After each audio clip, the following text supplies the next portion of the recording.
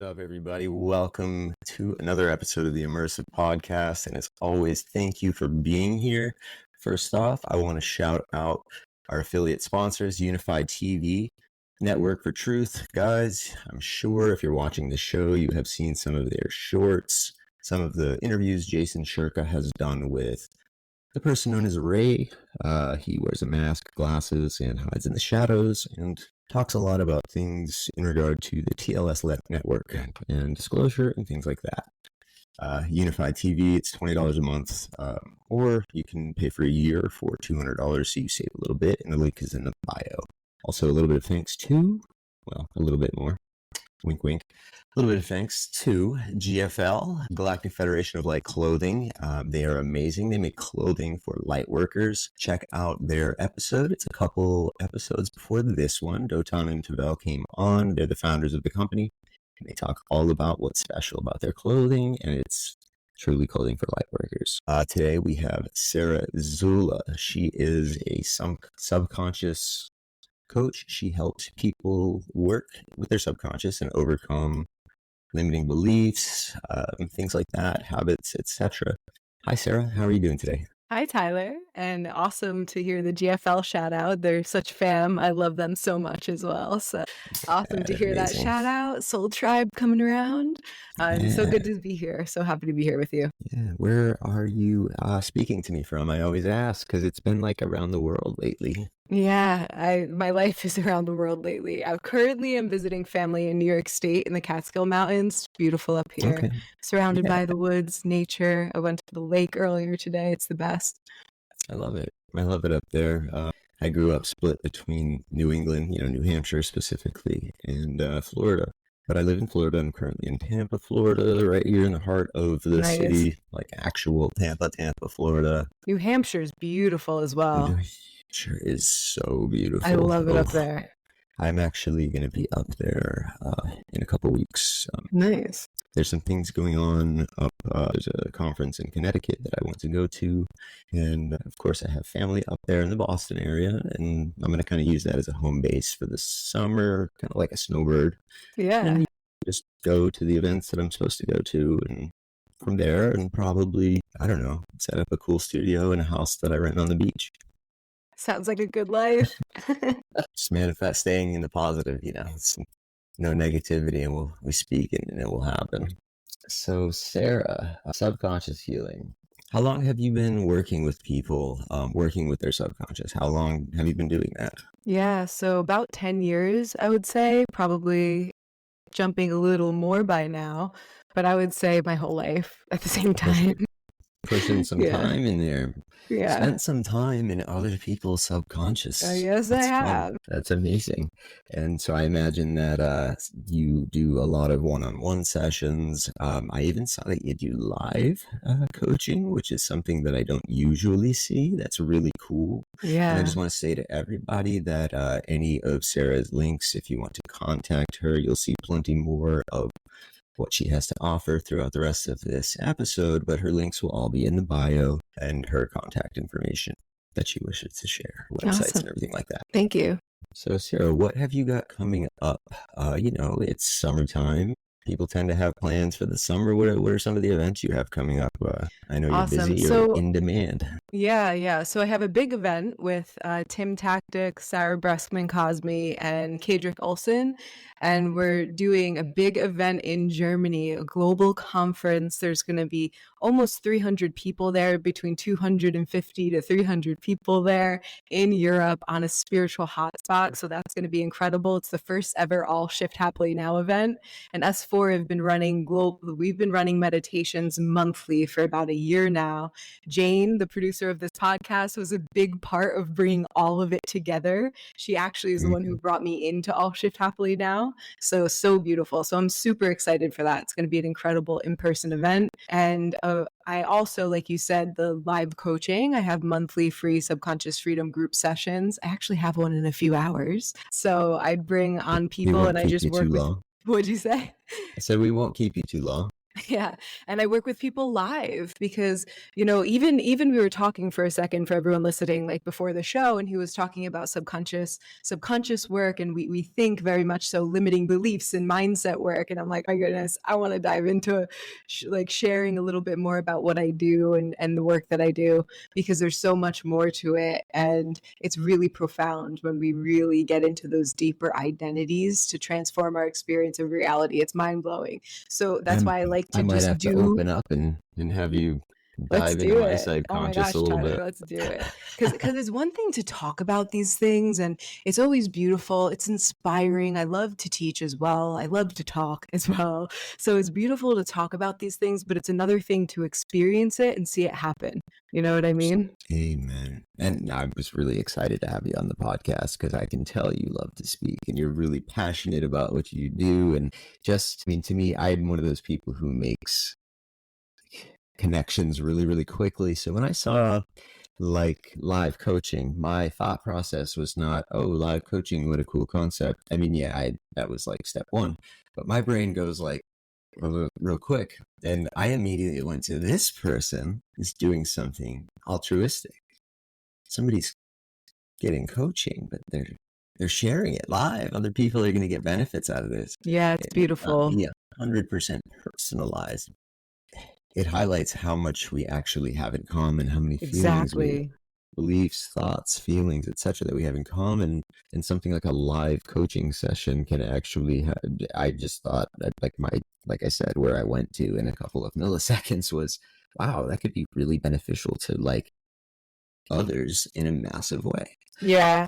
Similar to the All Shift Happily Now meditations that you guys are doing. Yeah, I was, back then when you guys started that stuff, I was in the shadows of the quote unquote spiritual community. I'd left my career as an interior designer, and it's close to 4 years ago now. And I was talking a lot to people in the community and collaborating and helping promote events and promote programs and things like that. And, just sharing a lot of information, reading, meditating a lot.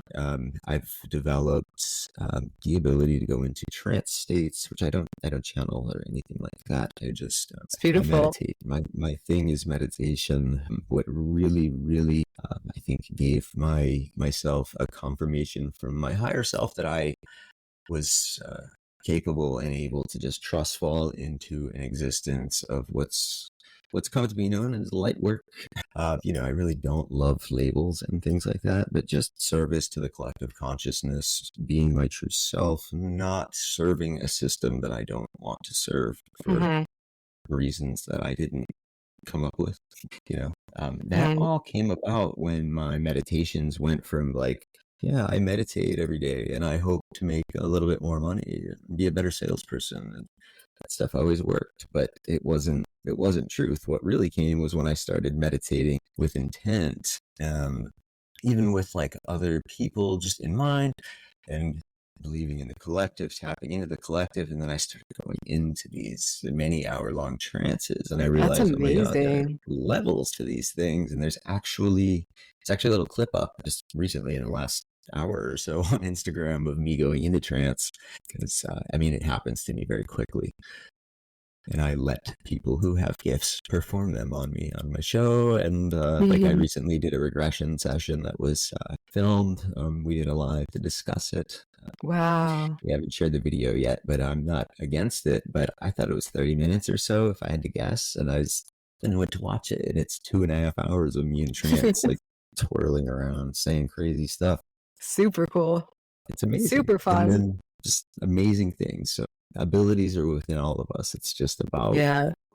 maybe that little switch from 95.5 to 95.9, whatever frequency. It's all about the radio station you're tuned into. Absolutely. And by the way, I may or may not, it's kind of 50-50 right now. I may or may not attend that All Shift Happily Now in October. Oh, I hope you come. It's gonna be so much fun. I've not ever been to Germany. I would love to go to Germany. Yeah, it would be really awesome to come out there. I actually did speak to Tim a little bit about this before. Of course, I'm not expecting to, just hop on there as somebody who's a part of it. I would like to maybe come out there, and not guaranteed or anything, but it'd be cool to come out and do some like live, a little bit of press, maybe a couple podcasts, a couple, get some content, share a little bit with the people who couldn't make it. I think that would be really cool. Awesome. So Yeah, yeah, definitely. we'll see. So something I wanted to ask you about, real quick. Well, not real quick, but something I kind of wanted to dive into was your subconscious healing, and your method and how you developed. I mean, I'm sure you have. I don't know what it's called. It may be called the Sarah Zula method. Maybe you'll call it something else someday. What is, in a nutshell, what's the secret sauce? What separates what you do from what others do who work with the subconscious? Of course, Awesome. that's Thank you something for the that's emerging. question. Yeah, thank you for the question. So when it comes to doing subconscious freedom work, I think that the core of what I'm really doing is reminding people of who they are, right? So at the core of it, what we're doing is we're dissolving the programming, we're dissolving the information we might have learned before we knew better. We're dissolving the things that are limiting us, dissolving the Okay. stories that are causing suffering, dissolving the identities we created before we knew better. Maybe something happened in childhood for someone. And because of what happened, maybe let's say someone's dad left. And because their dad left, they had the story that they were abandoned.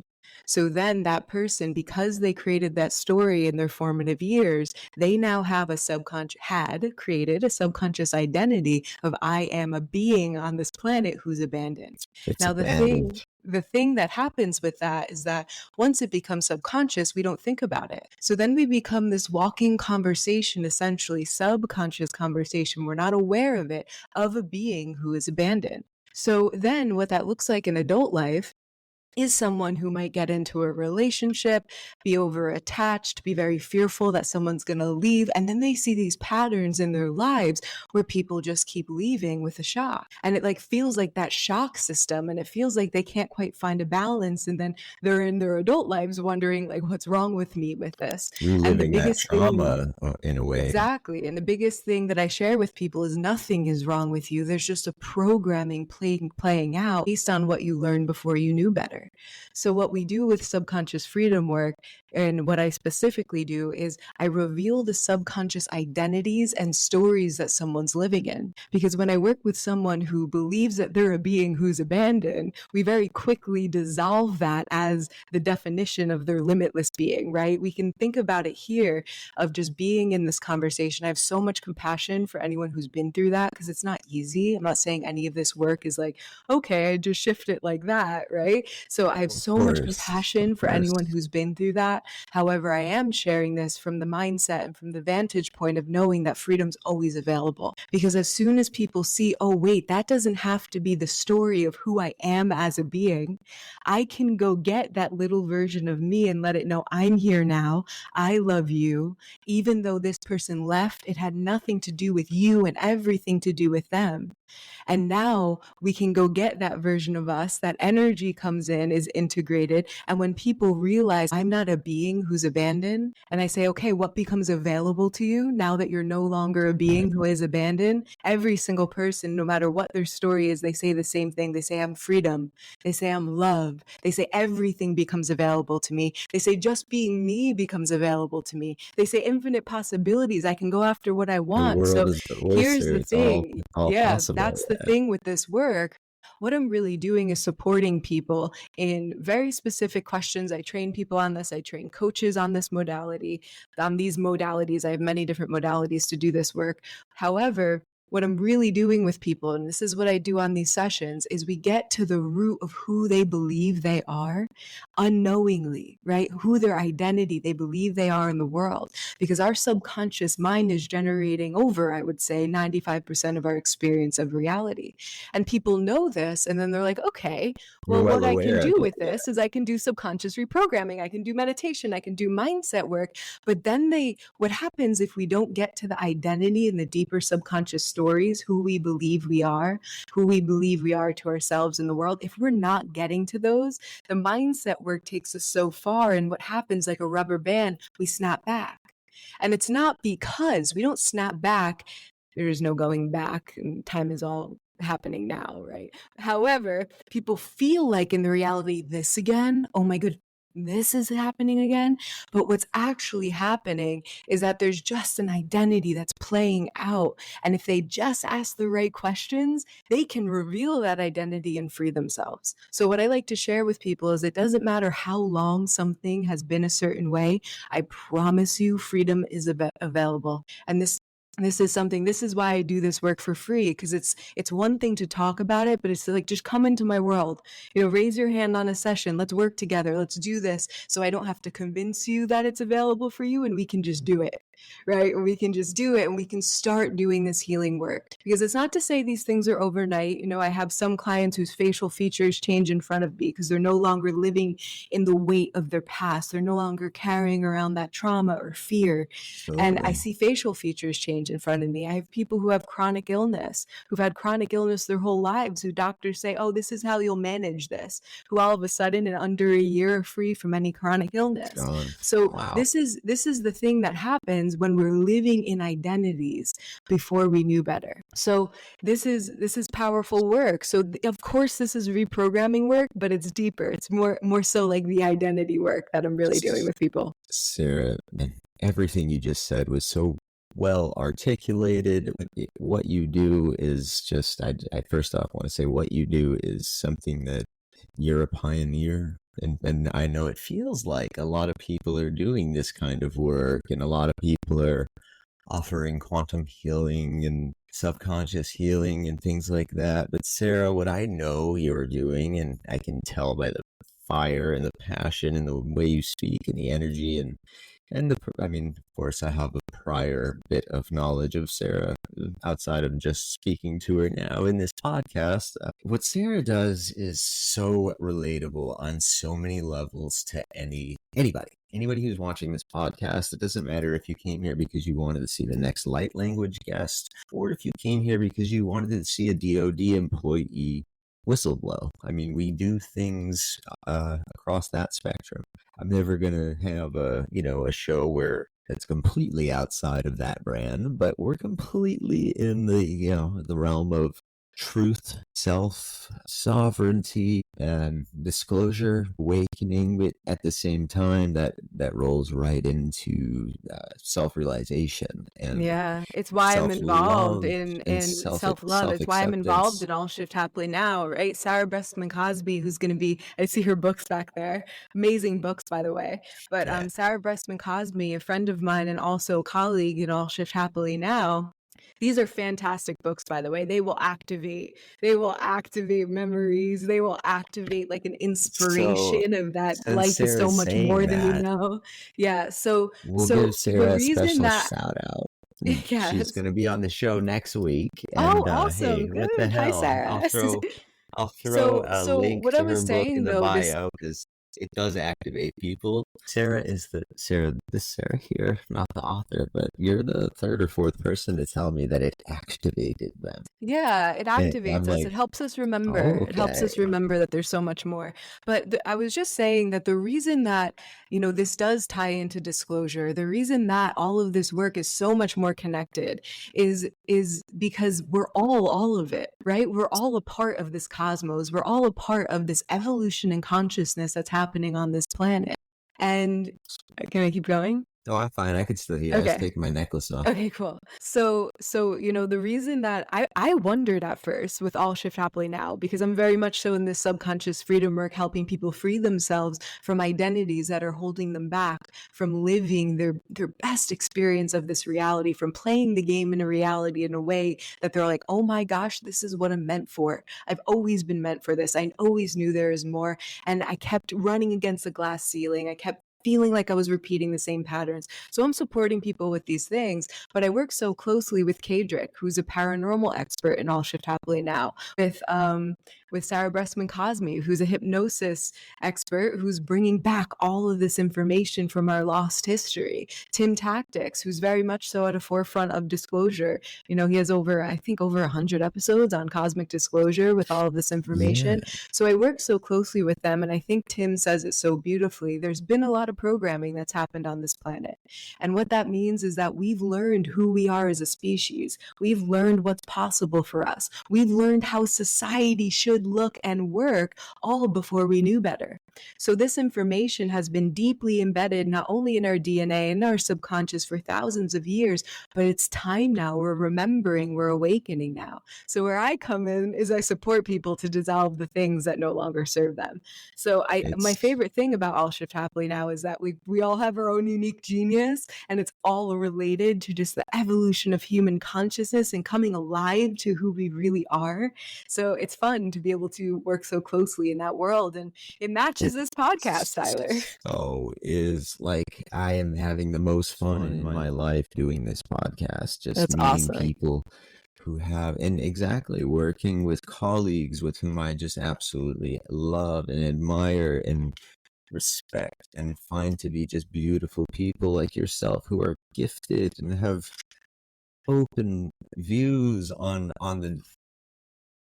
everything, on just the new earth, on the state of earth now. And it can range from, things like real world, right in the moment problems like, government disclosure, like Tim Tactics has been involved in, disclosing some of the stuff regarding, ETs and the government, and with his experience in the, in the military and everything like that. And by the way, I'm waiting for you to click my link, man. Like, Tim's supposed to come on the show. I know he's a busy guy, but we'll get Tim on here to have an awesome He'll be conversation. on for sure. And what's cool, like, yeah, you mentioned that you're working with these people that you just love, and that they're so passionate, and you really feel like you're making an impact. And that's the feeling I'm having. I mean, like yourself, even. I wouldn't think that, wow, I'm getting to interview someone who's doing something so big. I think what you guys are doing right now is an amazing thing, and it's in its infancy, and it's going to grow into a huge, huge movement. And also, another shout out to Jane. I know and that's hence the reason you see me on the camera right now. And she's Yeah, the Jane's producer. amazing. She's an amazing person. She's a conduit, a connector, just a Super connector. It is such a beautiful genius of her. soul. She is such a super connector. She's amazing. Beautiful She just soul. doesn't love to be on the camera. I mean, some people don't love to be on the camera, but that's Yeah. okay. And that goes to show that there's any way you can find your place in the new earth. You can leave that 3D, that old world, and find your place. I actually worked with Jane about 5 years ago, one-on-one. So a friend of ours who I co-hosted, like I was working with running a mastermind. We were working with someone else who was running a mastermind in LA, an in-person event. And I met him and we were working together. And then he introduced us to Jane. And then I worked with Jane one-on-one years ago. I mean, so many years ago, I worked with her and her husband. And that's why she actually brought me into All Shift Happily now. She introduced me to Sarah. So like, what a beautiful soul. Just what a beautiful soul Jane is. So super shout out to Jane. Full circle. Jane did a couple years ago, actually, like I met Jane probably 2 years ago or so, and we became really close really quickly. I mean, Jane's probably the person I speak to the most, but we became very close very quickly. In just a soul family, and what's come to be a host, producer, partner relationship. Partner so cool. in podcasting, partner in spreading the word, partner in like walking into the new earth, etc. It's been great, and we both bring different things to the table. But something that was quite interesting, synchronous, and amazing was, way back when she was actually trying to do all that stuff. She was involved in the movement that you and Kedrick, Tim Tactics, and Sarah Cosme are involved in, the All Shift Happily Now movement. She was, as you know, involved behind the scenes in that. Oh, she was bringing everyone together. She brought me into it. She brought everyone together. So huge shout out for Jane as being a big instrumental piece of All Shift Happily Now, for sure. She deserves credit, absolutely. But back then, I was in my spot where I was basically just kind of a guy on Instagram who I'd already left the 3D world. I was a couple years into just spending a few hours a day, sometimes many hours a day in trance state, and doing CE5s and helping people promote their whatever, anything that I thought was good.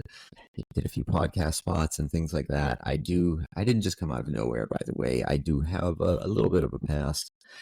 People who watch this show know that, or just some people just know that. But I did have a little bit of a past in the music industry. When I was in my late teens and early 20s, I was a professional studio, a session and touring guitar player. I play a lot of instruments, but professional musician. I played with all the biggest rock bands of the late 2000s and early 2010s, and toured all over the country and played in studio all the time, and I was very blessed to do so. I do have that was a chapter. I've lived a life where I've worn many hats. I've stayed so far away from the center, metaphorically speaking. I've lived life right on the edge, so I can see. I say it all the time. You see a lot more from the edge than you do from the center. And I've been blessed to, make it through all those different chapters, stay alive, be here to share my story about them, and that's what turned me into what I think is the bridge. Because after having worn 6 or 7 different major hats, there's many different seeds to be planted within many different groups, and quote unquote echo chambers, which the powers that be tend to really be working hard at setting up. The divide and conquer method is alive and well. Unfortunately, that's the way it is. I think it's awesome that you mentioned Kadrick. Actually, I remember seeing Kadrick on TV when I was in my late teens, just talking about. He was talking about like seances or something to that regard. Just for record, I'm 32 years old, so born in the very early 1992. For those who don't know, I'm 32 too. So that's my generation. But I remember being a little younger than Kadrick, and if I'm pronouncing his name properly, and actually seeing him on some like fringe documentaries and like early internet stuff that I would watch. And I don't want to say that I was like a fan and I had like posters and stuff, but I remember like thinking, wow, this guy's awesome. Like, yeah, he is awesome. I wonder what he's been through. I wonder what he's studied, what he's saying is very insightful, etc. That's just a great example of like, you're working with him now, and I'm experiencing a lot of the same stuff, and it's due to mostly it can be attributed to removing limited beliefs. I've called it ridding attachments. But what did you call it? Sorry, I didn't hear that. Ridding attachments. Attachments. Beautiful. I always say that I'm in a phase of letting go of and ridding attachments, things I'm attached to. It was actually something that came up in my past life regression under trance, was that my lesson is to let go, learn how to let go, learn how to rid attachments, not be so attached, and deeper meaning probably desired there. I'm not sure 100% attached to what. What do you feel like it's attached to? Well, there's a lot of things. I get attached to people. I get attached to relationships. I've always either been serially single, or I fall really, really, really hard and put everything into one person. And, that's never something. Like I said, I'm only 32. So to do that type of thing when you're young and you just met somebody, I was a younger kid, and, of course, fall for a girl, you just let it take over you. You put everything in the basket, and what happens? It wrecks your perceived existence for the foreseeable future. Actually, my own personal relationship right now with my life partner is the first time I'm mentioning this. We're not officially apart or anything like that, but we're not. We're taking some time to like do separate things right now, and I see it as completely healthy. It's super healthy. We've had a lot go on recently. I've had a lot of life change stuff happen. My mother passed away about 7 weeks ago now. Oh, I'm sorry. Really close to my mother. My dad was gone when I was 12. So, I've recently found myself like, with a little bit of a freeing feeling in the sense of, my parents were a little bit different than me. My dad was really quite a strict person. And then on the other hand, my mom was not so strict. She kind of let me do whatever she wanted, but she was very much, she even said things like, please don't start going on TV again, which she meant like from back when I was younger, 10, 12 years ago, doing music videos and interviews and things like that. She was sick, and she passed away, but she was telling me, please don't publish a book. Please don't start going on TV again. Please don't start spilling things while I'm, here. And in divine timing, that didn't happen. Right in the time that everything came together. I mean, her time had come, and and by the way, I want to say I'm not complaining. She fought so long. She beat the odds. Lori, she was a fighter, a lioness. Amazing woman. She made it 100 times longer than they expected her to. It was absolutely amazing that we had so much extra time with her. So that's the way I choose to look at things. Just, things like that. Those are attachments that I'm being forced to rid right now. I'm not easy in those moments. A little bit of a mama's boy here, but I can't call mama up and ask her a question anymore. Not whining, just saying I see it now, whereas as a lesson, whereas maybe 5 years ago I wouldn't have seen it as a lesson. Yeah, powerful perspective, and you just sharing this is going to be super helpful for people who are going through a similar experience, because dealing with the crossing of a loved one is a very big thing that we go through in the human existence. So thank you for opening up and sharing your experience. 100%. I mean, people have, if I had heard that at certain times, I'm a little too familiar with loss, and it's not too familiar. Maybe that's a part of my journey to experience loss. And apparently what I keep being told under hypnosis and in trance and stuff is to rid attachments. And would you like to talk about that a little bit today? It's kind of becoming quite clear what that means to rid attachments, because the universe is forcing attachments to be broken. And what is your perspective on it now? What have you learned about it at this point that's supporting you? Because you're a master at experiencing it, for sure, because you've had these experiences. So at this point, what have you learned about letting go of these attachments? So just a little bit of background. I mean, the attachments I've had in the past that were big, I did not let go of healthily at all. And the consequences were deep, and I'll keep this short because I want to focus on the now. But, roughly, age 16 to 22, 23, I'm living that man's, a guy that age is, I was going to college, well, high school, then college. I went to the University of North Florida. I was going back and forth to Los Angeles or other, wherever, pretty much most weekends to record. And, the recording industry is very lucrative with all the top acts in the rock industry. It was a great time. Super cool. If they like you, if they like your music, if they like your style, then of course they'll invite you on tour. And that's fun awesome too. So I did that for a really long time, and I got, some offers, towards the end of that period I mentioned, 22, 23, that, were kind of precipices in the road, big forks in life. Like, what are you going to do?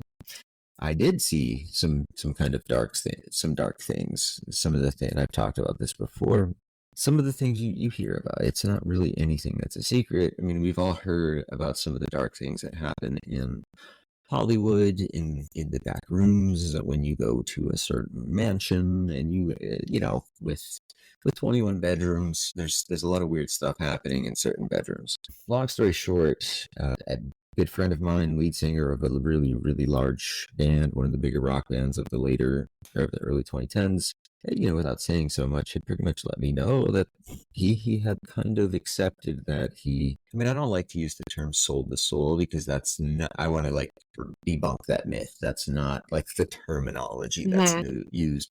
Nobody approaches you and says, hey, we want to buy your soul. It's $50 million a year. Nobody approaches you and says that. That's not the way it works. It's a slow drip, ease you in type of thing, to see if you have the personality for it. Somebody who's a really good friend of mine let me know that, he had succumbed to that, and he didn't really like who he was. He's a known, substance abuser, a known addict of many things. He's had a lot of public problems. I'm not going to name names, but he basically expressed to me that he kind of hated himself for liking what he was doing, for accepting what he was doing, and using himself as an example. Like, look at me. Like, look at me. Like, you don't want to be like this. And it was dark for me. That in combination with some of the things I was seeing in regards to just the rituals, the things involving children, the things just involving women, even men, humiliation rituals, things like that, blackmail. That's all very, very real. It doesn't just happen to big stars. It's not just reptilians. It's the way the industry has always worked. There's always it's a sharky industry. So that was kind of my background. But my identity was attached to, a boy who had grown up spending 8 hours a day playing his guitar in his room from age 8 all the way on, and hoping one day what's an 8-year-old think in the 90s when he picks up his first guitar. I want to be a rock star. I want to play on stage. I want to have fans. I want to travel. Things like that start to happen to you, but by then you realize that it's not real. It's not what you thought it was. There's things involved that you absolutely cannot deal with. That the fact that you even were made aware of them made you guilty. The disclosure. Happy to say I never participated in any rituals or anything like that.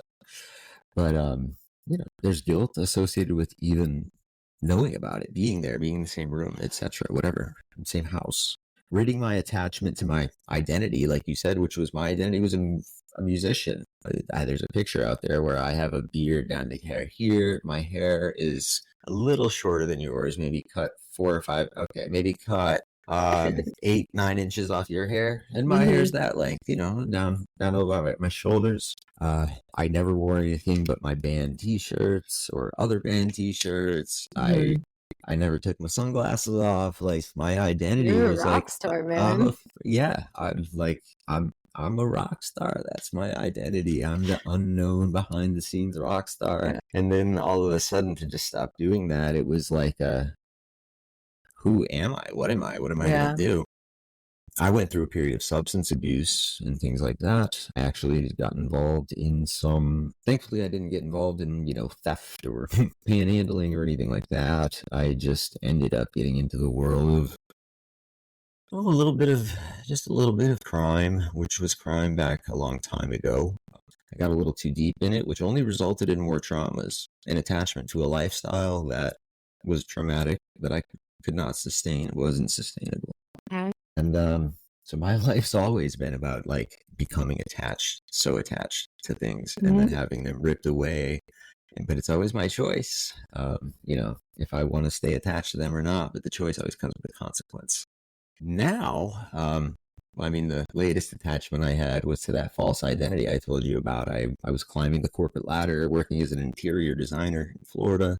Thought I was doing fine, just my fat and happy phase, designing kitchens, making pretty good money, having health insurance, just living a normal, good life.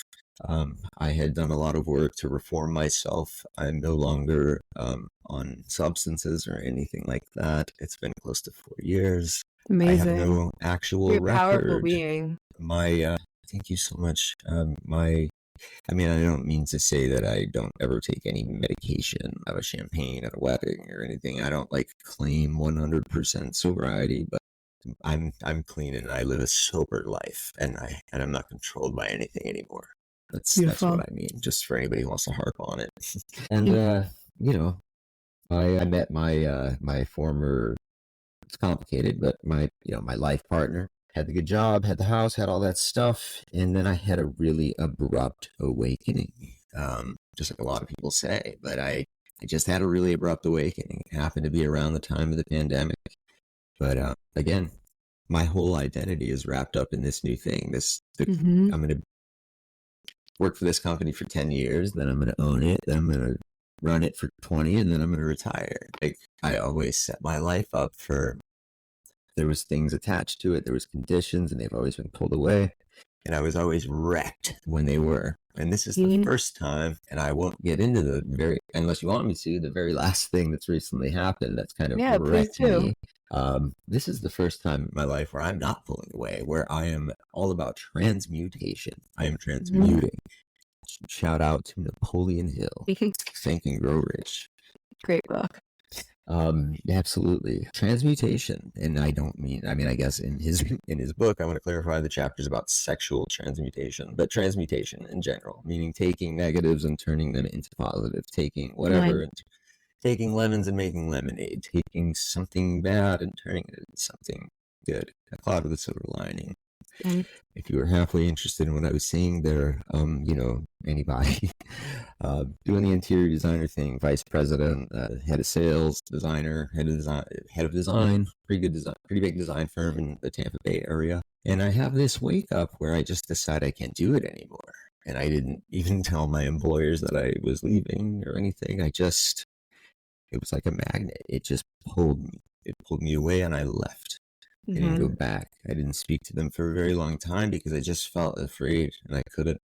And during that first year or so, I was just reading, learning, meditating. I discovered the CE5s, like I had told you, the CE5 protocols, actually seeking conscious contact with any type of, I think people confuse it with just extraterrestrials, but it's really any type of other dimensional, extra dimensional, trans-dimensional entity. It does not have to be a gray alien in your bedroom. You know what I mean? Common misconception about CE5. Yeah. And then a bunch of things. I left the job. That was right in the time of the lockdowns and everything like that. My mother was diagnosed, and like I said, I'm very close with my mother. My dad passed when I was young. My mother was diagnosed with lung cancer, end-stage lung cancer. And it was after quite some time of us seeking treatment and being told, kind of isolate, stay home. From seeing as many patients right now, it's likely COVID. So, I don't have any proof or anything, but one couldn't help but wonder at the time, like, if she were seen a little bit earlier, what might have been the outcome. Yeah, I don't think like that anymore. I think that things are divine. I think that things are not predestined, but I think that things are, one, governed by a general intelligent design. I think there's benevolence I think there's more benevolence than malevolence in the universe. A little more good than bad. Just a tad. Just enough. And I believe that we as souls wearing these so-called human meat suits are going to reach a critical mass of awakening where we all reach a certain point and we all then level up as I believe in a collective consciousness. Yeah, it's happening now. I believe that it's happening now, that we are going to hit that critical mass and we are going to truly, and I don't know what that looks like. I can't claim to know what that looks like. Though I talk to hypnotists and such who kind of have some insight. I said Sarah, she's talked to people who have, under regression, that I'm sure seen that they talk about what the new earth is going to look like and what ascension really means. But the truth is, I don't really know. But I have an unwavering faith that it's a thing and that I'm not worried about anything else, because what I'm worried about is the collective, the new earth, what's next. Like, the old earth's going away. I'm here to serve the new earth. And, after that long dark night of the soul, just kind of doing nothing, the little bit of action I started to take was growing an Instagram profile and things like that. And I wanted to start a podcast. I'm really going to cut this short down, cut to the next part of the story, because the rest is just classic conspiracy theory, tinfoil hat, dark night of the soul stuff. Just went through every rabbit hole possible.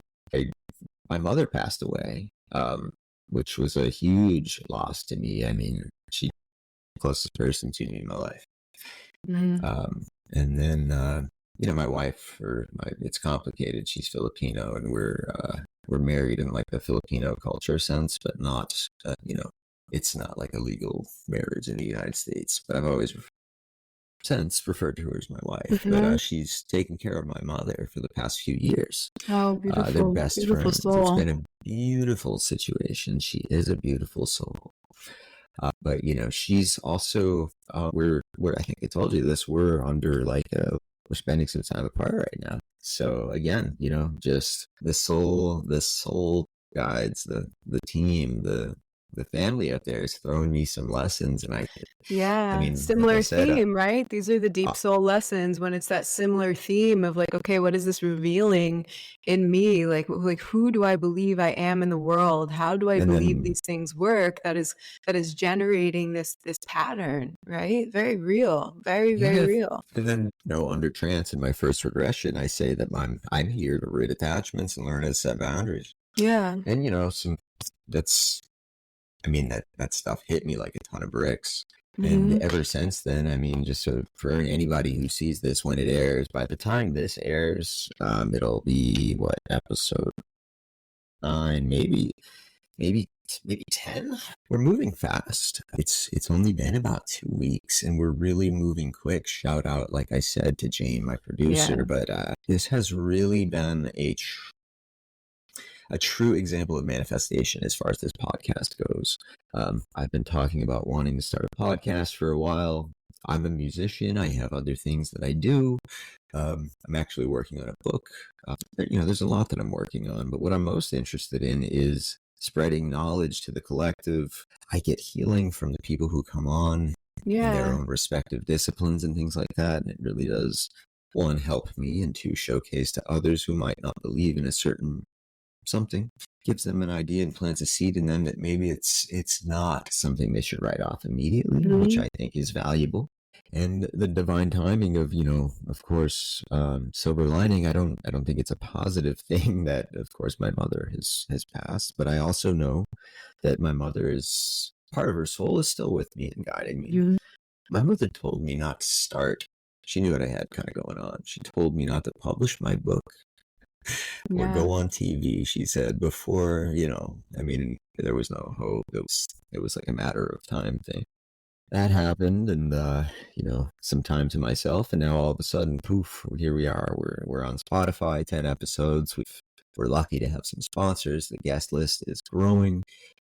The value that people are sharing is amazing. The response that we're getting is amazing. It's all just very divine timing, and it's all like, nothing good would have happened.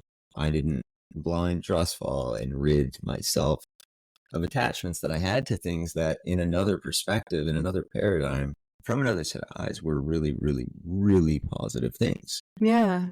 And it's just, So Tyler, one, thank you for sharing this because it's so powerful, and I think that it's there's a going to bit hit of the a hearts. monologue there, but It's hey, beautiful, and it matters because we all have our story, and everyone's story supports one another because we realize, like you said at the beginning of this, how connected we all are.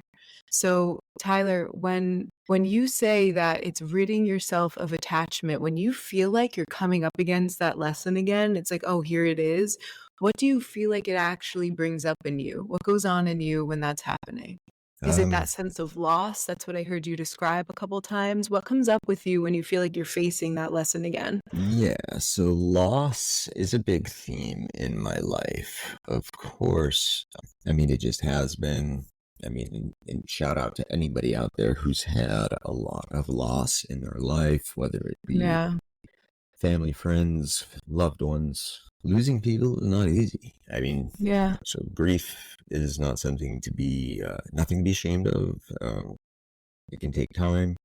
People might think, hey, you might think that people expect you to be fine 6 months later, but maybe you haven't grieved yet. Grief is a tricky bastard.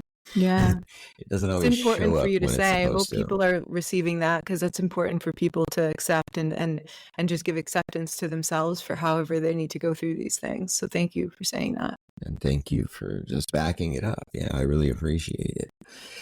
Yeah. So is that the main theme that usually comes up when you're dealing with this lesson? Like you were saying, that feeling of loss? Yeah, it's definitely a feeling of loss. It's also a feeling of losing control a little bit, just with it's also the classic fear of change. I mean, everybody fears change a little bit if it's change that they weren't Well, they're really not planning feeling on fearing doing. change. What are they actually fearing? The unknown, And whatever and is to and it's, and come. it's not even it is the unknown, but it's not the unknown. What are they actually fearing about the unknown? Break it down. That it could go wrong, that That something could go bad could wrong. happen.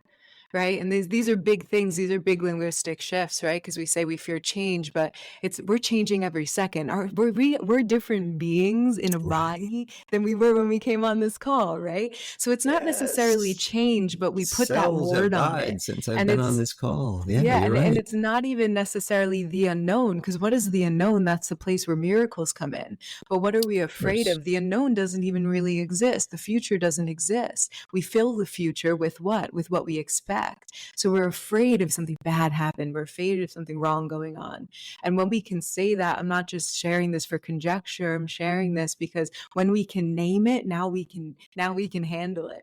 You can Because work if on we're it. not naming the change, it's like, well, I'm changing every second, and okay, it's just going to be hard all the time. It's like, wait a minute, I'm filling the future with fears because I've been through a lot of shit. I'm filling the future with worst case scenario because I've gone through a lot, and there's a part of me afraid. Now we can do the healing, right? And I'm not even just sharing this for you, Tyler. You gave an opportunity to speak to this, which is powerful, because now we can do some healing work of saying, there's just a part of me that's afraid that things won't work out. There's a part of me that feels like, because this shift is happening, what if I'm not going to be okay? What if I'm going to be alone and I'm going to pass? What if, like, all of these very real things that come up, that there's a part of us just trying to protect us. So now we can do that healing work on the part of us that's filling the future with fears based on the past, and filling the futures with fears based on not being okay.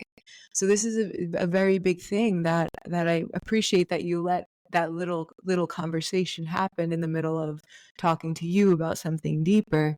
So you were mentioning that it was this feeling of loss, which I'm so sorry that you've been through what you've been through, and I give you so much credit for getting to the side of being able to see, the positive in these things, because people say those words like, oh, see the positive in it, but it's very different when you It's embody knowing, like, okay, everything is an opportunity. My soul is learning from 100%. this.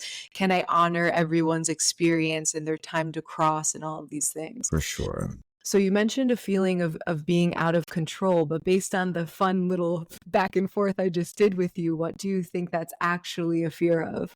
And not to say that Yeah. you have this, but I when it guess you're comes up, right. I we guess all it's the share feel certain of, degrees. failure, the fear of not not achieving what I set out to achieve, and failure. But what I kind of picked up on from what you were saying was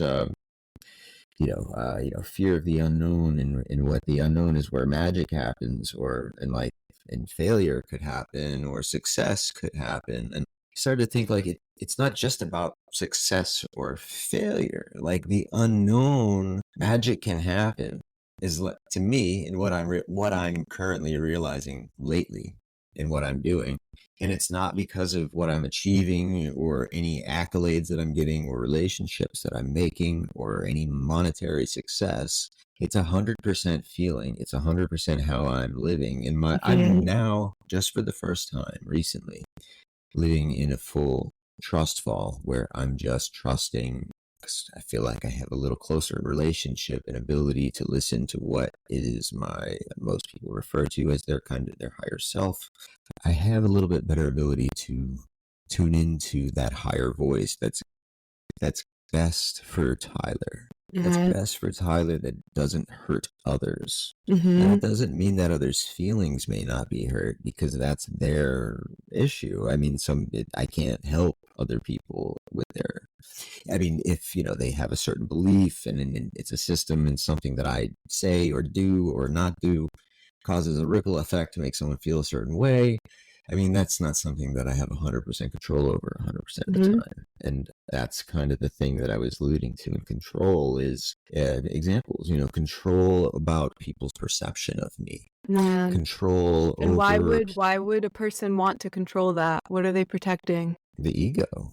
The I ego, mean, but let's talk about it too from just like a little kid perspective too. That's helpful for the subconscious. the When scared little boy who had a lot of really, now looking back, but I always downplayed them. And I want to throw in that all those years of downplaying them, in my opinion, actually made it worse. Yeah, it does. Because not only did I had a traumatic childhood. I went through some things that, some people probably shouldn't, that people shouldn't have to go through. Yeah. Children. That's all I'll say at the moment. But well, first of all, it's a cliche, but it's not your fault. Anything happened to you as a kid. It's I not often wish cliche. It's not it's cliche it because what just little needs to be kids do said. is they make it mean it's their fault, right? So I've had people with abandonment, they can make it mean like, well, if I could just be good enough, then they wouldn't have left. This is what Right. little kids do. We do subconsciously make it our fault because we don't know any different, right? We don't learn. So it's very important that you said that. It's not cliche. It's important that people know 100%. that anything that happened before they knew better, it wasn't their fault. However, like I know you've embodied, or you wouldn't be here talking to me today.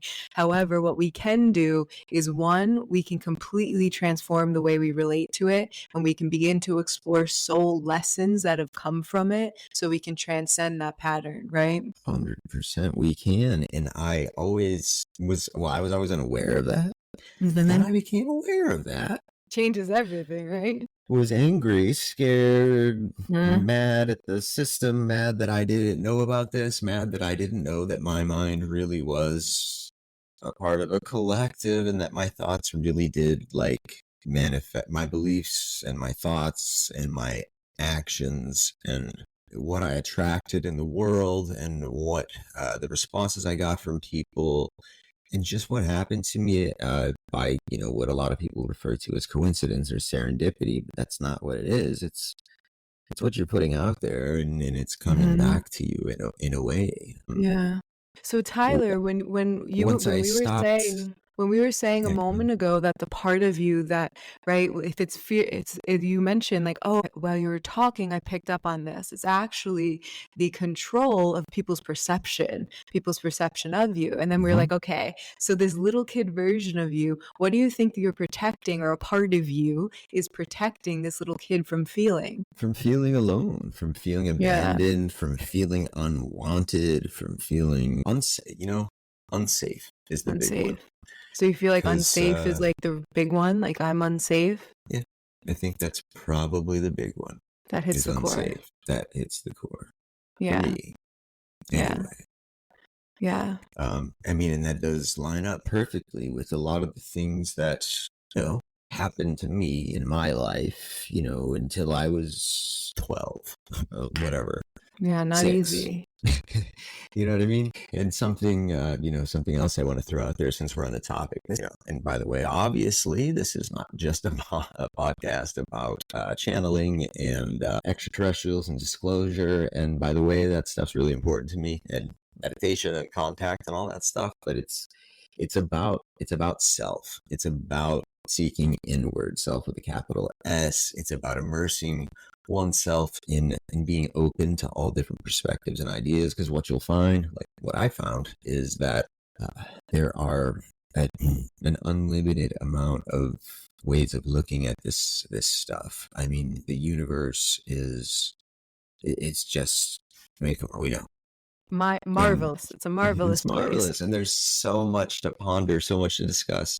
And Yeah. then, especially within human emotion and all that, relationships, I mean, there's just no shortage. There's absolutely no shortage of material, and that paints a spectrum with a really broad brush, from Yeah. people who work at hedge funds to people who run retreats and mass meditations. I mean, I don't, So, Tyler, would you like to go deeper on that for a moment? Would you like to create some freedom with that I'll go deeper with it. experience for a moment? Would you like to? Or we can just move on and talk about another thing because you've shared a lot. But would you like to do that? Sure. Did you have any questions about where I left off or anything For like that? sure, for sure.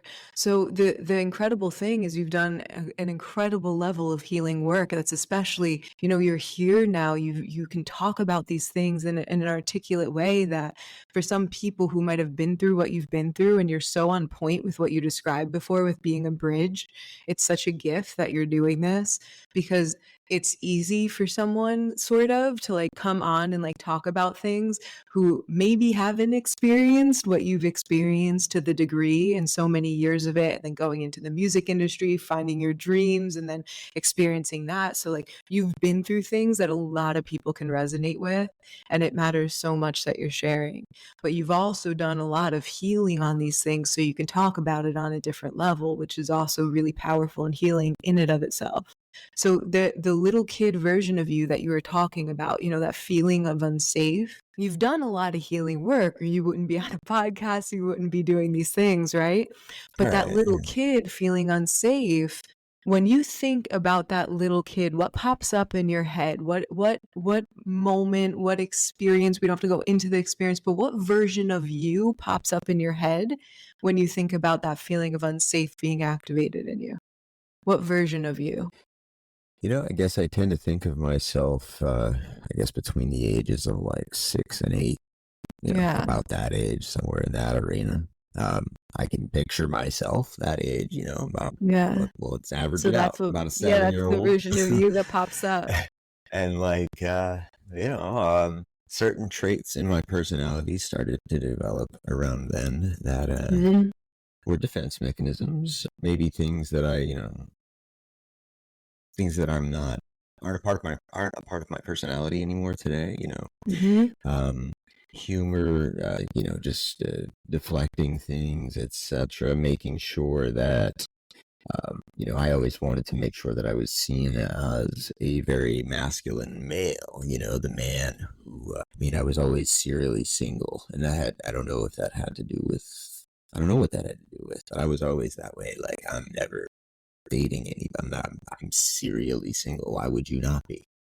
Until I was about 25, and then I met, someone who that kind of changed everything, which tends to be the way it Mhm. goes. But from that to everything I ever did was to seek like weird approval that was only important to me, that wasn't real healing, or it wasn't even Yeah. healthy for me. I developed other attachments, unhealthy ones. So, Mhm. addictions and things like that during all that time. But Mhm. I got a false sense of belonging, like playing music. Of course, everybody, even if you play to 50 people and they like it, that feels good. If you play to 30,000 people and they stand up and cheer and you hear that roar, you love it. I could imagine. When you're in the spotlight. But, obviously I handled it on substances and things like that. So I didn't even get to really experience that as I should have. There's a lot of those years that I don't even remember all that well. Um, And, even all throughout school and everything like that, I was always portraying myself as the one who never got hurt, the one who was funny, the leader of the pack, the wolf, the tough guy, the this, the that. I played like I boxed, I played football, all that stuff. I was even, fun. I guess we'll go a little deeper after, after 22, 23, after music and before meeting my partner and becoming an interior designer. I was a criminal. I sold illegal substances in bulk amounts. I had bodyguards. I had tattoos that I've since had removed. I've been in trouble for some of these things. That's why I'm fine at least mentioning them, because I've been caught. And I've paid my debts, and I've also cleared my name, which is great. I'm not a bad person on a background check or anything. And to clarify, I never did anything violent or anything like that. Just, moved around some plants and other stuff, But still, I'm not proud of who I was during that time. But it brought me acceptance. I was the guy who had the stuff. I was the guy who could, yeah, of course. Everyone wants to come to you and just be the yeah. supplier of what they need, or if everybody wishes this and can't, or whatever, just anything to just basically buy, and not always with money, but just, find a way to buy or trick everybody into making sure that I was never a scared little boy who just needed to feel safe. The way to Yeah. feel I safe was wanted to belong. to be Yeah. the big scary dog who everybody feared and respected, and then you'd feel safe. And all that ever led to was, people coming after the quote unquote king. I wasn't even the Yeah. king. You know what I mean? Like, We were, but you're good at playing the game of reality, of jumping games. Like not a lot of people have so much life. Do you know what I mean? Like you've had a lot of life. And yeah, so the little boy that you were saying, also that little boy felt, safe essentially. And also belonging is another one of the deeper subconscious narratives that we share as human beings, and all of us go through our own form of healing, the feeling of feeling safe and belonging. You just had a I would say like some people go through a level 6 of it. You had a level 10 lesson of I've these always things, referred right? to it as like, I have to be careful, and it's like master manifestation. I mean, manifestation, Mm-hmm. just in my viewpoint, is not just a positive thing where you can manifest Yeah. Like you were money. mentioning, these things are self-fulfilling prophecies. Like you were mentioning, the little kid that just wanted to be safe then created himself as like the big man, the king in the area. But what happened? He felt more unsafe than ever, probably, right? And unsafe things happened. I mean, Yeah. in different ways. I've been, when you get kind of to the top of places, when you start to have status and things like that, people come after you. People are not always your friends anymore. People betray you, and Yeah. Well, it's definitely from a lens of unsafe, there's no way to not experience that, right? Because it's that self-fulfilling prophecy. It's tough though. However, you 100%. lived an incredible experience, and you're here now. Like to come from what you've been through and be here now is a huge testament to your soul, to your being. Well, and thank you, Sarah. And I really appreciate that. And that's kind of why it's not kind of why, that's why I'm doing this podcast. And that's why I'm associating myself with the Starseed community, the disclosure community, and the truth community, the sub healing community, etc. Because, well, first of all, that's who my people are. That's who I get along with. Mhm. That's who I talk to. That's who I want to talk to. That's who I agree with.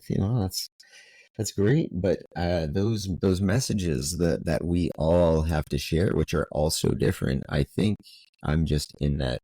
I believe that I'm in a place to spread that message to people who You are, you're doing it. have lived in a lot of different scenarios and Yeah. can So see Tyler, me get let's go get that little version of you for a moment and let him know that this is where he's at now. okay. Would you like to do that? Sure. Yeah, because there's a little version of you that would be so happy to see you now and what you've been through and what you've overcome and who you're becoming even at this moment and what you're creating. Well, So that's it. It's just right now, and it's trans. It feels like, am I doing this because I'm doing this, or is this just transmutation of really recent, somewhat traumatic life changes? But no, I don't. I don't feel that way. I feel like, wow, transmutation is real. You can mhm, transfer energy, even if it's not your own energy, just energy that's negative around you in the ether, into, not bragging or anything, but if your goal is to have 10 podcast episodes and whatever, then you can do it in a couple weeks because something negative was the catalyst. It does yeah. not have to be negative or positive or whatever or whatever. It's, yeah, let's go to 7-year-old Tyler. Let's do it. Let's do it. So we could do it. We could do it. You can keep your eyes open. You can close them, whatever works for you, whatever lets you connect to him. But that little 7-year-old Tyler, and there were a couple things he was feeling from this time. We don't have to go into the memories. We can just go into him, connect to him, right? That little version of you. As you connect to him, what do you see him as? Like, do you see him wearing something specific? What's his body language like? What do you see him as? He's he's doing karate. It's cool. It's just like a joke, like not a joke, but he's just having fun. He's wearing Mhm. like a gi, and he's just doing like some fun stuff. That's awesome. Beautiful. It's nice to see him doing that fun stuff. So he's pretty good. So he's doing this fun stuff. So I want you to be there for the Tyler too, and maybe bring him, the one that's doing fun stuff, for the Tyler that just didn't feel safe and felt like he didn't belong. Can you be there for that version of the 6, 7-year-old Tyler too? Yeah, absolutely. Yeah.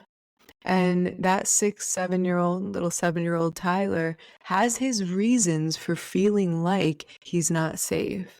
and his reasons are valid. He's already seen too much. He's been through a lot.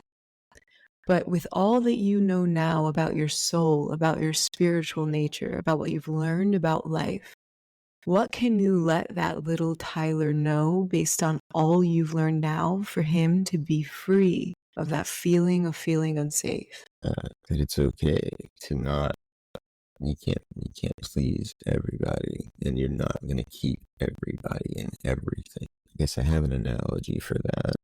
I mean, I was always the kid growing up. I was always the kid who, like, I would play like a football video game, and I would, instead of playing like the real teams, I would create a team, create all the players, different positions, max out all their stats, and make it so the game was just like every player was amazing and perfect at everything. There was no difference between them. They were all just perfect. And I know it's like a weird story, but why? What's the point of playing a game where you know that you've rigged it so that everything is in your favor? 99 out of 100. You're gonna slam dunk that thing. You're gonna win 100-0 every time. What's the point of doing that? Why? To feel valuable? To stay connected to some sort of victory? I don't know, but I just identified with that feeling. Why'd you always live like that? You kind of cheated yourself out of adapting as a well-rounded person. But it's more, whenever given the chance to showcase anything, it was always give your best, no matter what. Like it's an audition. Like you need to make these people impressed. You need to be like somebody that these people value. These people being metaphorical. Yeah, what did he think would happen if he wasn't someone that gave people value? That I was disposable, that I was completely disposable. Yeah, that he didn't matter. Yeah. That things were very conditional, that, and that's something that I've come to realize really over the past few years, is that things have always seemed very conditional in my life, as far as family, friendships, not all, relationships. Yeah, humans are messy. Like we make mistakes. Humans are messy. We make mistakes. We want love, but then we're dealing with our own limitations and it causes us to pull away. But this little Tyler who thought that he was disposable, he had a reason for that, right? So was there a time that someone pulled away when he was less than perfect? What made him think that he was disposable? There's probably quite a bit from that time period, from what I remember and from what I've been told. That whole time period in my life was rather chaotic. My parents were pretty young when they had me. It was all very chaotic. I mean, what's the first thing that pops in your head that made you think that you were disposable? What's the first thing? That's how the subconscious will speak to you right now. What's the first thing that pops in? And we don't have to go into the memory too much. It's up to you, but what's the first thing that pops in your head that made that Tyler think he was disposable? I'll say that it already popped into my head. It's not that I'm not saying it. I'm just trying to think about how to word it. Because, I want to be careful how to word this. But the thought that when I say, myself telling somebody something, which is a valid truth, my feelings didn't make a difference. They didn't seem to matter. Yeah. It didn't matter what I said or what happened or what transpired. If I said it as a child, the child said it. The other thing is I was like a recognized child savant. Of course, because Tyler wanted to matter. He wanted to know he wasn't disposable. Like on a big scene, like little fun fact for people out there. What year was the 4th grade?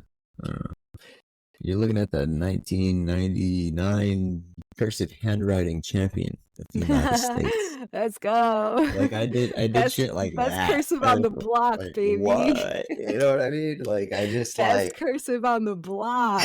Just like tried to overachieve in like weird ways when I was young. Yeah. He wanted to know that he mattered. He wanted to know he wasn't disposable. Because as a little kid, Tyler, that's scary. I skipped a grade in school. I always got perfect grades and everything like that. Everything was always Yeah. fine in that So sense. Tyler, to cut to to cut to it for you for the respective time and for your next schedule too. As you think of this little version of you, no matter what happened in your reality, no matter what the experiences were, is it true? Is it divine truth that that version of you or any version of you didn't matter because of what was happening? Did that actually mean that as a being, Tyler didn't matter or was disposable? Looking back now. No, No, no.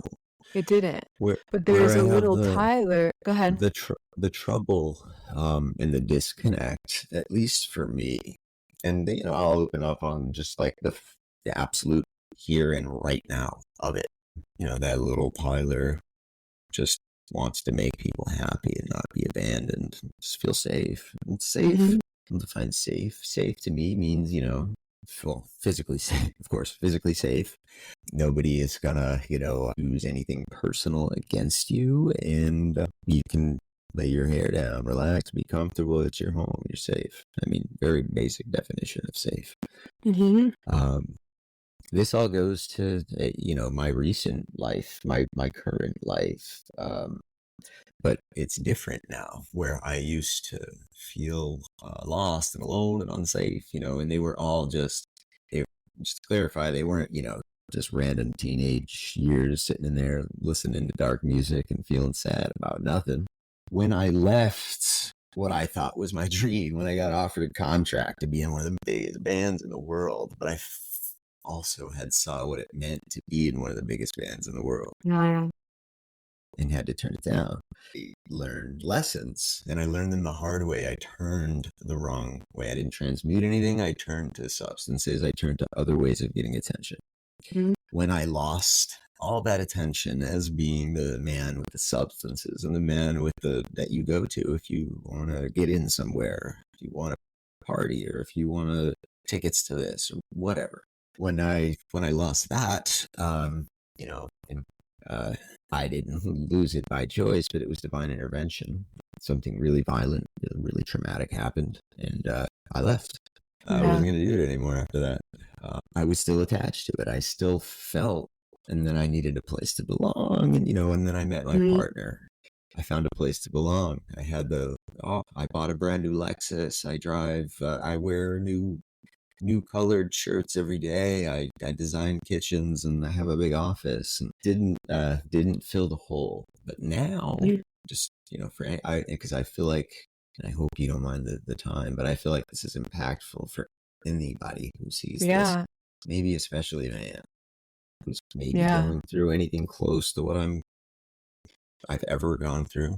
And by the way, I want to mention that I'm doing just fine. I mean, on the overall, I'm involved with some really great people, some really great movements. I've got this podcast. I get to have amazing conversations with people like Sarah here, many others. It's a great time. I've got a great producer. I've got comfort. I've got financial freedom. I've got a lot of Now let's things that a bring lot some of people would freedom to want. some of those attachments though, but you're on point. This is very helpful, so I appreciate that you're doing this. So you were But my mentioning how you personal adapted today to this world and it's swimming, right? Because when we have these subconscious identities, it's kind of like the Olympic rings that they all connect really nicely when they're created. So some of them you've shared was I don't belong, I'm disposable was what really came up when you connected, so we can start there, but I'm disposable, I don't belong, I'm not safe, that world.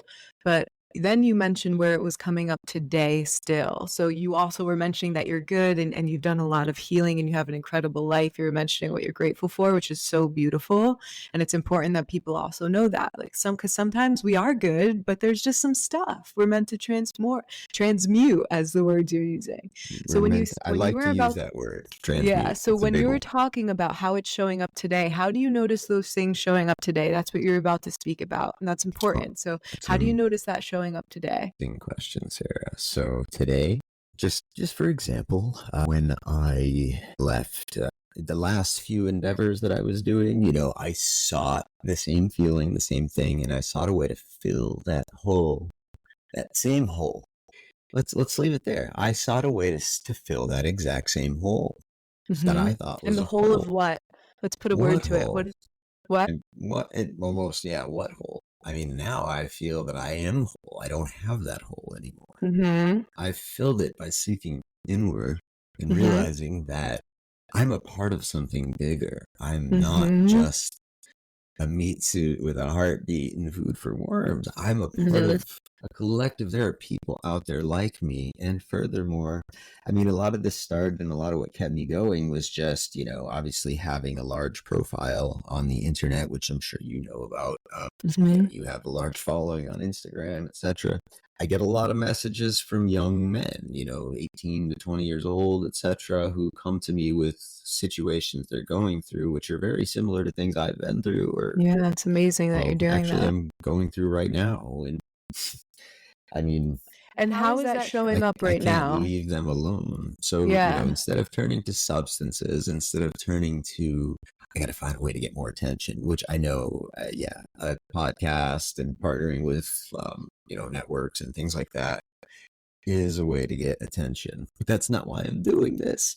I'm doing this to give attention to people like Sarah and attention to the fact that the next Starseed conference is in person because, that's what it warrants this year, to promote Disclosure Fest, to promote people who are using these methods of healing that aren't just petroleum based healing, patch and send you home and keep you treated and that's it.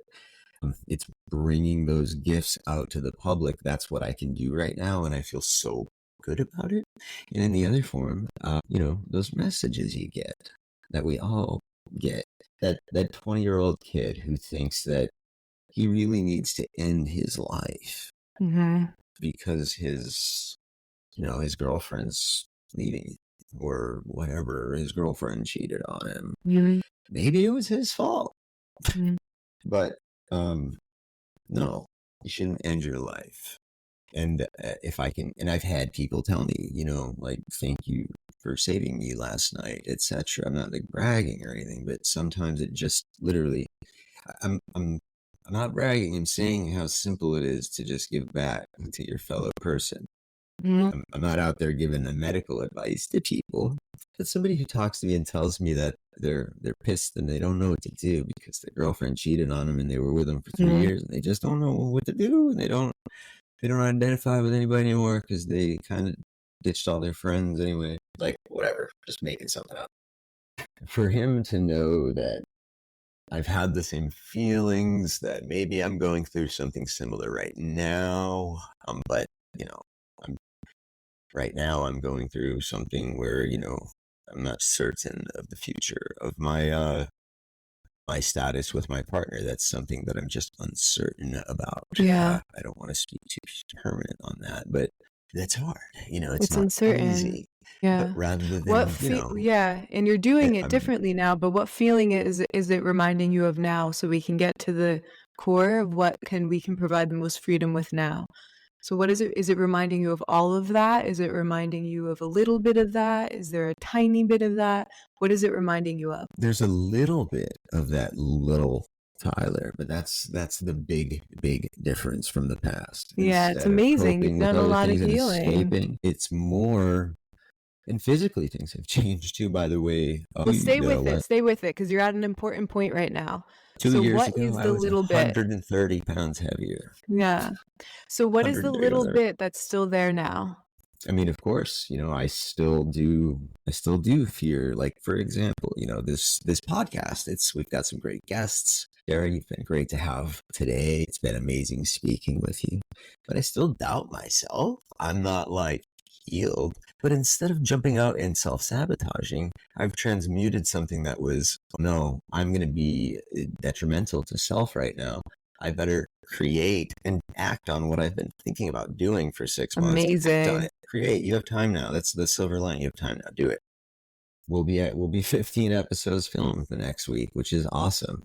All out of just a time that one has been filled with solar energy, crazy ascension energies, weird times, deaths in the family, relationship changes. And I'm not going to say that there hasn't been a night of like maybe a little bit of toxicity and escapism, but it's not been the whole thing. It's actually resulted in a podcast and in music and creativity and Transmutation at connections. its finest. Transmutation at its You're finest. doing powerful work. Okay, so let's just bring a little bit of resolve since you know the transmutation process. Let's just clean it up a little bit, right? Just for a few of the things we talked about. So when we think about the little Tyler, is it true that no matter what anyone else did, no matter what he experienced, is it true that he is disposable? Yes or no? Absolutely not, right? Is it true that he's unsafe? No. Is it true that he doesn't matter? And no. The whole universe No. came in with that. No. So Hell is it no. true? Is it true that he doesn't matter? No, that's not true. I can say I matter. No, he matters so much the entire universe conspired for him to exist now. His soul can never be touched. It can never be touched. But he can play this game in a totally different way. And he matters so much the entire universe not only conspired for him to exist now, but brought him through a lot of stuff and he's been okay through it. So that's how safe his soul really is at this moment, right? But at that time, high what? frequency, nothing can touch you if your frequency's high enough, if you're up there high enough. And nothing can touch your soul though, even. Nothing can touch you. Nothing can touch your soul here. You're a free sovereign being. And you know that now. You know that now. So the little Tyler who felt like he was disposable, who felt like he didn't matter, who felt like he wasn't safe and needed to do all of these things to belong. He now knows he belongs so much that he's a part of the entire cosmos. He's a part of the family of humanity right now. There's no way not to belong because he's an instrumental part of the cosmos. Right? It's impossible. So now, and that laugh is a good one because it's one of those laughs, right? It's like the silliness of these things, but also it's what this little version of you thought. So now this little Tyler who thought that, bring him with you now in the question I'm about to ask. Because I'll ask again, is it true that you could ever not matter? No, it's not true. Is it true that, yeah, is it true that you could ever be disposable? No. Is it true that on a soul level that you are unsafe? Absolutely not. My soul is safe. Yeah, always good. So in the absence of any of those, I want you to now, for a second with me and bring this little version of you with this answer because this little version of you is going to love it. So if you were to step into a world where you could never ever feel like you don't belong, like you don't matter, like you're disposable, you can never feel those things again. You could never feel unsafe again. So Tyler, if you were to step into a world right now where you could never feel unsafe and never feel like you don't matter, you can never feel those things again because they're not true. If you were to step into that world right now, what world would become available to you? You know, it's funny. The first thing that came to my head was the I don't know if whoever's familiar with Winnie the Pooh, first thing that came to my head was the 100-acre wood, which is where Winnie the Pooh and all his friends lived. And what did that mean to you? What was that a representation of that came to your head? What that was a representation of was a place where, you know, the boy could go and nobody knew about it. It was only his place and he was free to be his complete and total self. And now I look back on, you know. Well, I want you to stay with me with this. This is important stuff. Free to be your complete and total self. I want you to breathe into that frequency that you just unlocked at a new level right now. Okay. So that 100-acre woods, that Winnie the Pooh picture, that was your representation of free to be your complete and total self became available to you now. In that energy, what world is that like for Tyler? What gets to shift? Who does he get to be? How do things subtly shift for him in that world? They're shifting in a lot of the ways that they're shifting now. And they're just going to continue to keep growing. I'm going to keep shedding the desire to go back to that other world and just, well, I don't really have that anymore. That's gone. I'm in the 100-acre wood. I'm not going back up the ladder. I'm staying. I thought I'd met everybody in the 100-acre wood, but I'm excited to meet more people. And if more people want to come, cool. I don't want it to stay a secret. I just want it to stay clean. And how does it feel a little differently when Tyler is free to be his complete and total self? How does that feel a little differently? It feels like it should. It feels like I feel like I once felt like, why can't I feel like normal people feel? I think a lot of us have felt that way at some time. The feeling of feeling like you should, like you belong, just like a human should. There's nothing to change because this is how you should be feeling right now. It's a Yeah. good thing. Yeah. And that's a nice feeling, right? Yeah, absolutely. That's the frequency to take it with you and tap into, because that's your medicine. That's the medicine for this moment. As soon as we tap into those stories, those ideas, and then we open our hearts, open our souls, open our spirits to what becomes available to us in the absence of those limitations, our true self comes alive at new levels, which is that now Tyler gets to feel the way he always felt like he should. And it's so true. The concept of the true self. I mean, like I said, I was one who would have been like, okay, whatever. Wouldn't have bashed it, but just would have kind of brushed it off. And now yeah, I've always been a person of science and evidence and needing proof, but the proof's overwhelming. Like, first of all, there's a big difference between my lowercase s fake, 9 or 10 different selves that I've been and myself, who I am. And that's how I'm governed now. So it's different and it's beautiful. Yeah, it is. It is. So now from this place, what I would always share with anyone listening is like that little frequency, even if you listen to this back and tune into it, because I understand you're on a podcast right now. So I appreciate that you're doing that on this. But even with that, allow yourself to like be with it for a second with yourself of the you, like listen to yourself said that, because that came with a frequency. Like those of you listening probably heard it. Like he's free to be his total true self. He's just free to be it. And it's that laugh that you had too of like, oh my gosh, I've always been free to be it. I didn't know, right? I didn't know. So this doesn't mean that the old contexts don't creep in, but it's that frequency that we tune into more and more and give as the medicine for the versions of us that want attention. Yes. So a version of you that might be triggered if like your current partner says something and you're like, man, I want us to work or I want this to happen a certain way.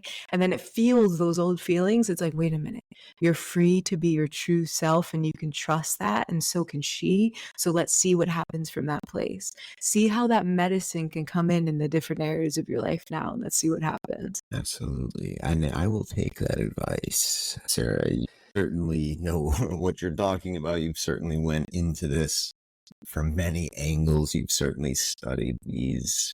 I don't want to say studied. You've certainly spent time. You certainly spent a lot of time looking into the subconscious belief systems and what they really mean and what the effects can really be. And I can just tell that, well, now I just personally see exactly why you're so in demand, and I hear so much about you and why you're so popular and why so many people are going to click the link in the description or the bio or whatever you guys call it, where you can get right to Sarah's website. And if you want to book anything with her, you certainly can, because it's, if you need any kind of clarification in your life, she works with subconscious. Thank you, Tyler. Thank you so much. And anyone who's listening to just Tyler sharing his heart and sharing his story, like give him some love, because it might be easy as we listen to these things to forget that like there's humans who are opening their hearts on the other side and he cares so much. So give Tyler some love, give Jane some love too, give the podcast some love. But Tyler, thank you so much. And how are you feeling after that? Do you feel complete or do you feel like there's any part of you that's popping up? I feel great. And I've got another taping a little later. I've got a little break. I feel great. I feel absolutely great. And like I really meant that when I said I now see, and I've been proven more and more why people do and seek certain types of treatment, because like, oh, they really do work. Now I haven't had some of them enough to like see the long-term effects. But all I know is right now I feel better than I did a half hour ago. It's beautiful. And that matters, right? So thank you. Thank you for having me here. And with this, I mean, this is what we were talking about earlier in terms of like, we get to the identity. And this is deep stuff because we create these stories based on what we've been through. And I think a beautiful thing about this is a lot of people who've been through a lot really shy away from doing this deep work because they're like, I don't want to go into the memories. I don't want to talk about the details. And I think Yeah. what you so beautifully did was you got to tell the story, but we didn't have to go into the memories and details. Like, it's important that people know they don't have to regurgitate the details of things if they don't want to. And I think that you gave us a beautiful example of like telling your story, but also like we can get to beautiful levels of freedom by just getting to identity and transforming Mhm. that, and then Absolutely. anchoring in that soul lesson on the other side, which is that it's like you get to be free to be you. Like that's what's available, that's what's possible. It So I think is. that's an important point too, just to summarize it. And I just thank you for being here. And I have a few more minutes. So if you have any other questions, let me know. But thank you for having me so Yeah. much. And I thank you for opening your heart. It's like, it was so beautiful to hear you, and you're an incredible being. And just like you are going to help so many people through your experience, through your stories, and from being able to look someone in the eyes and say, hey, I've been there. Do you know what I mean? Like I've been a rock star. I've been this stuff. Like I've seen it. So I know you, and there's freedom available. Like you're going to be such an inspiration for so many people. So thank you. thank you so much, Sarah, for that vote of confidence. And myself, I really appreciate it. Personal level. And on behalf of the show, myself and Jane, we certainly thank you for being here, and we thank you for the vote of confidence. Yeah, we put up episode 8 today on YouTube and Nice. Spotify. I woke up this morning to see that our subscription size had actually doubled from when I went to bed last night. Woohoo! Let's go. Not a big deal, but I mean, yeah, That is that's pretty. something to celebrate. It You guys are would doing have been a big amazing. deal if it was 500,000 and it went to 1,000,000, but it was like 150 and it went to 300, but still. Congratulations. Hey, if we don't celebrate the small stuff, the big stuff won't feel good either. Absolutely. I Like mean, celebrate that 300. Let's go. we didn't start we didn't start this podcast with any big massive budget or any big plan or knowledge in mind, just on an end note.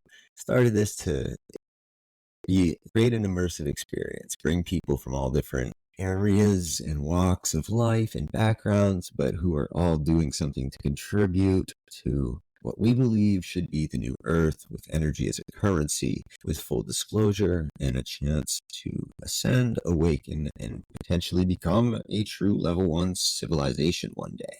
Let's go. It's going to take work, but yeah, I mean, somebody has to start doing that work. If I can't do Reiki, I can have people come and do Reiki on me and show maybe one person that maybe it works. I mean, I've never acted on this show, so if people have seen that, then no, I wasn't acting. Sarah, you are just a delight and a treasure, and it's amazing to see and you'll see if you ever watch any episodes of this, back episodes, the variety and the type of healers and people who contribute on here is just amazing, and everybody's so unique in their own way, and what you do is no different, and it's also, I think, very pertinent, a little more easy to take in for just the typical everyday person who maybe isn't well versed in like starseed origins and astrology and things like that. If you're just a little passionate about, you want some change, but you're not quite sure how it is, Sarah, I think you sound like a perfect person to go to for somebody to kind of dig into that and just find out a little bit more about self. So hats off to you. I'm lucky because I got to have you on my show, but Thank you. Thank well, you for like, having me. it's certainly worth speaking to you in any other fashion anyhow. I think your appeal is broad, and you're going to continue to do great things. So thank you for having us. That's this episode of the Immersive. Fun fact, it was going to have a different name that was very close, and I sometimes make a little mistake there.